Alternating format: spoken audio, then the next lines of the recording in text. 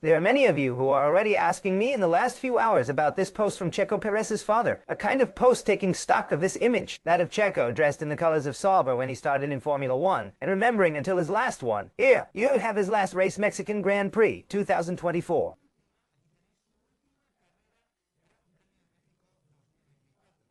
Logically, you don't have to have many lights to know that he is referring to the last Grand Prix he has competed in, not the last race he's going to race in Formula 1.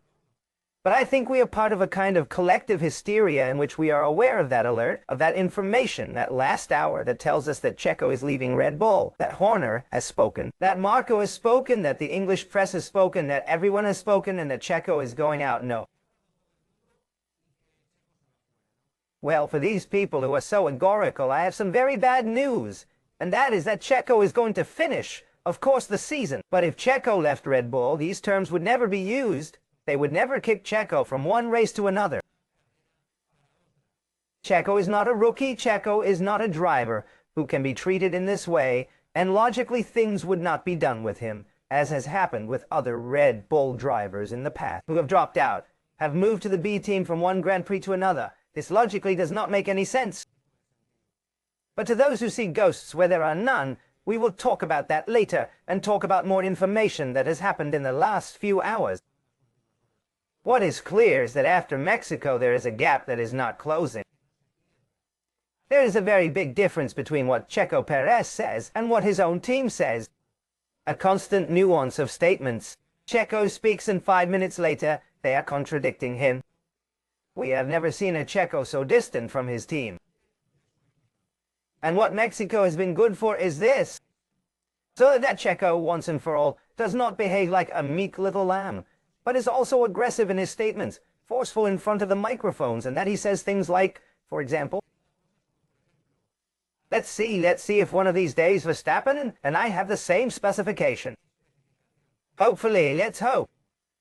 Something that, by the way, I really wanted to comment on here, because when the race ended, Pedro de la Rosa, a regular commentator in DAZN, in Spain, in the broadcast says, look, Checo has commented on very interesting things, and for example, this one, which I didn't know, is something I didn't know.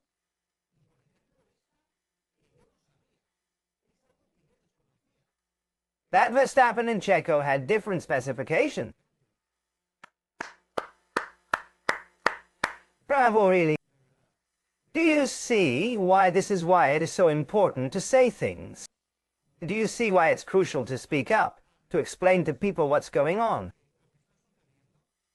Do not allow certain messages, certain rhetorics, certain speeches to be imposed, because if not, in the end, you are the one who is going to pay the price. You are the weakest link. You will always be. And they will always say that you are inept, incompetent, that you are worthless, and that you are going out not only of Red Bull, but of Formula 1, that they will not miss you. If you go out explaining things, if you behave in less corporatist way and much more forceful in the microphones, many more people will assimilate your message to the point that in the next Grand Prix, we see Checo is last. And let's not look at the driver, but at the team that is providing him with the material, and let's say, and ask ourselves questions, hey, why this gap between Verstappen and Checo?